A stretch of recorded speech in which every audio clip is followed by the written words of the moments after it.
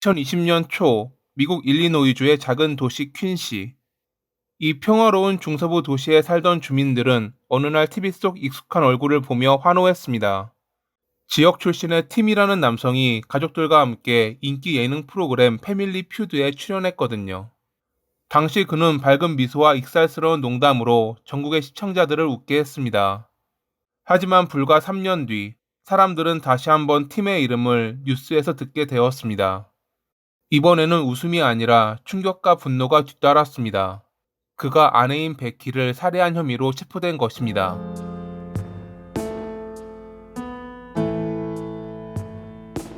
베키는 퀸시 노트르담 고등학교를 수석으로 졸업한 모범생이었습니다. 남을 돕는 일을 좋아했던 그녀는 간호사가 되어 사람들의 곁을 지켰습니다. 팀은 운동으로 이름을 알린 인물이었습니다. 대학 시절 풋볼 선수로 여러 기록을 세우며 활동했고 졸업할 때는 최고의 운동선수상을 받기도 했죠. 두 사람은 대학을 졸업한 뒤 시카고와 인디애나를 오가며 교제했고 2009년에 결혼했습니다. 결혼 후 베키는 제약 영업직에서 일하며 높은 실적을 올렸고 팀은 피트니스 트레이너로 지역 체육관에서 일했습니다. 그들은 함께 크로스핏 체육관을 차리기도 했고 SNS에는 늘 함께 운동하는 사진이나 아이들과 웃는 모습이 올라왔습니다. 건강하고 성실한 부부였던 그들은 남들이 보기에는 이상적인 커플로 보였을 것입니다. 2020년 팬데믹으로 세상이 멈췄습니다. 베키는 간호사로서 병원 현장에서 밤낮 없이 일했습니다. 반면 팀은 체육관 운영이 어려워지면서 집에 머무르는 시간이 많아졌습니다. 부부의 일상은 어긋나기 시작했죠. 베키는 헌신적이었지만 지쳐 있었습니다. 일과 육아, 가사를 모두 감당하며 자신의 시간을 잃어갔습니다. 화목해 보였던 부부는 날마다 다투기 일쑤였고 이는 이웃들도 알아차릴 정도였다고 합니다. 그러던 어느 날 베키는 언니 세라에게 뜬금없이 다음과 같은 문자를 보냈습니다. 만약 내게 무슨 일이 생긴다면 첫 번째로 의심해야 할 사람은 팀이야. 그가 나를 해칠 수도 있을 것 같아. 부모님이 걱정하실 테니 비밀이라는 말도 덧붙였죠. 그녀는 아이들을 위해 화해를 원했고 부부 상담을 요청하며 가족으로 남고 싶다라고 말하기도 했습니다. 하지만 팀은 이미 마음을 닫은 상태였습니다. 2021년 그들은 결국 이혼 절차에 들어갔습니다. 같은 도시에 살았지만 서로 다른 집에서 지냈고 서로에 대한 접근 금지 명령을 받았습니다. 아이들의 양육권을 두고 법정 다툼도 길게 이어졌습니다. 이 무렵 베키는 지인에게도 만약 무슨 일이 생기면 팀부터 의심해라 라는 말을 자주 했습니다. 2023년 2월 이혼이 완전히 마무리되기 전 베키는 복부 수술을 받았고 회복을 위해 친구 집에서 며칠을 보냈습니다. 그리고 2월 21일 자신의 집으로 돌아왔습니다. 당시 그녀의 연인이었던 테드는 그날 저녁 그녀를 도와 계단을 오르게 했습니다.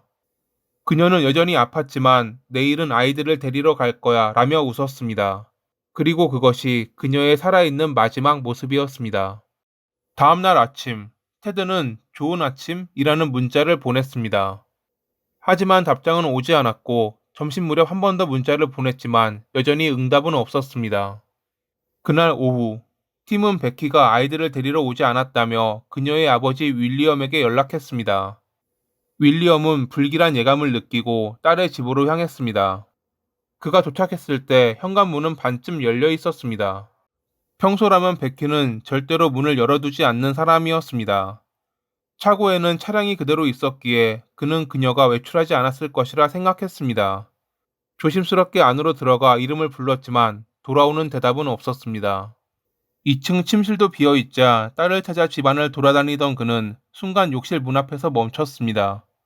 문틈 사이로 쓰러져 있는 딸이 보였거든요. 그는 비명을 지르며 다가갔지만 베키는 이미 숨이 끊어져 있었습니다. 그녀의 몸에는 다수의 총상이 있었고 팔에는 방어은이 선명했습니다. 검사 결과 그녀의 몸에 남은 총상은 14개. 범인은 그녀가 쓰러진 뒤에도 총을 쏘았던 것입니다. 그녀를 살해한 범인은 2층 창문을 통해 침입한 듯 보였고 눈에 띄는 신발 자국도 발견됐습니다. 통상적으로 강도가 14발이나 집 주인에게 총을 발사하는 경우는 없습니다. 이 때문에 경찰은 원한에 의한 범행일 가능성을 염두에 두었죠. 경찰은 당연히 가장 가까운 사람들부터 조사했습니다.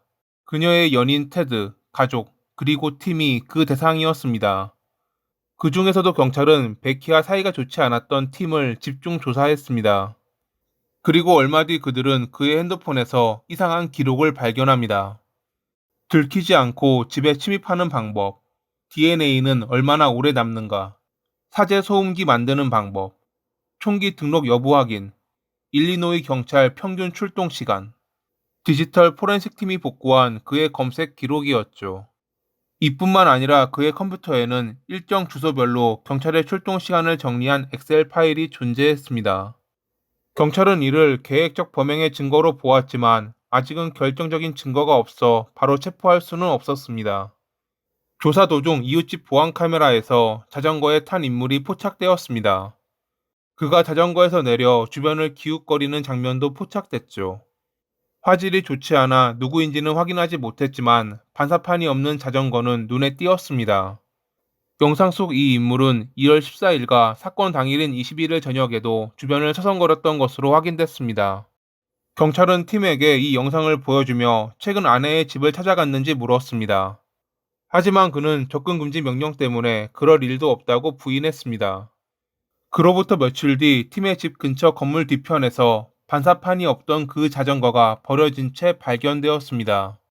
이 무렵 팀의 핸드폰에서 존 스미스라는 가명으로 개설된 페이스북 계정이 확인되었습니다.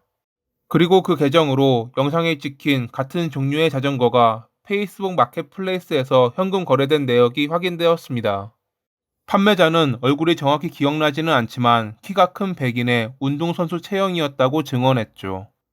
모든 정황이 팀을 가리키고 있었습니다. 2023년 3월 13일, 팀은 7살인 및 주거침입 혐의로 체포되었습니다. 여전히 그는 나는 무죄입니다 라고 주장했습니다. 검찰은 베키의 문자, 그가 삭제한 검색 기록, 가명으로 자전거를 구매하고 아내의 집 주변을 돌아다닌 점을 지목하며 그가 치밀하게 계획된 살인을 저질렀다고 주장했습니다. 이 밖에도 검찰은 여러 중요한 증거를 제시했는데 그중 결정적인 것은 후프밴드와 현장에서 발견된 총알이었습니다. 팀은 평소 건강관리를 위한 웨어러블 기기인 후프밴드를 착용하고 있었습니다. 이 기기는 하루 24시간 거의 모든 순간을 기록하고 있었지만 베키가 사망한 바로 그 시간, 즉 자정 36분부터 새벽 2시까지의 기록만 사라져 있었습니다. 검찰은 단호히 말했습니다. 그 시간 그는 총을 쏘고 있었습니다. 라고요. 현장에서 발견된 8개의 총알과 팀의 집에서 확보된 27개의 총알은 같은 총기에서 발사된 것으로 확인되었습니다. 총기는 발견되지 않았지만 탄피의 미세한 패턴이 일치했던 것입니다. 또한 베키의 시신 주변에서 플라스틱 조각이 다수 발견되었습니다. 포장지의 일부로 보였던 그것은 특정 마트의 비닐봉지 조각으로 밝혀졌습니다. 검찰은 이를 총기 소음 억제 또는 탄피 수거용으로 사용된 것이라 주장했습니다. 팀이 삭제한 검색 기록 중 사제 소음기 만드는 방법이 떠오르는 대목이었죠. 그의 주방에서도 동일한 종류의 봉지가 여러 장 발견되었습니다. 검찰은 그 외에도 팀이 베키의 연인인 테드의 차량 번호판을 조회한 검색 기록도 있다며 그가 질투와 통제 욕구가 폭발한 결과 베키를 살해한 것이라고 주장했습니다. 변호 측은 검찰의 이야기는 감정적이고 자극적입니다. 그러나 법정은 감정이 아닌 증거로 판단해야 합니다. 라고 반박했습니다. 그는 직접 증거가 없다는 것을 강조했습니다. 자전거에는 지문도 DNA도 없었다. 발자국도 일치하지 않았다. 플라스틱 조각은 흔한 마트 봉지였고 총기 역시 발견되지 않았다고 말이죠. 그러면서 제3자가 침입해 범행을 저질렀을 가능성이 있다고 덧붙였습니다. 하지만 이런 반박에도 앞선 정황 증거들이 너무 뚜렷했기에 재판은 팀에게 불리하게 돌아갔습니다. 2023년 5월 31일, 배심원단은 만장일치로 유죄를 판결했고 그해 8월 11일 재판부는 그에게 종신형을 선고했습니다. 팀은 판결이 내려지는 동안 단 한 번도 표정을 바꾸지 않았습니다. 그는 디지털 증거가 조작되었다, 재판이 편향되었다라며 여러 차례 항소했지만 모두 기각됐다고 합니다. 지금도 여전히 자신의 무죄를 주장하고 있는 팀. 그의 말처럼 감춰진 진실이 있다면 언젠가는 밝혀지기를, 아니라면 그가 자신의 죄와 제대로 마주하길 바라며 이만 마칩니다. 항상 시청해 주셔서 감사합니다.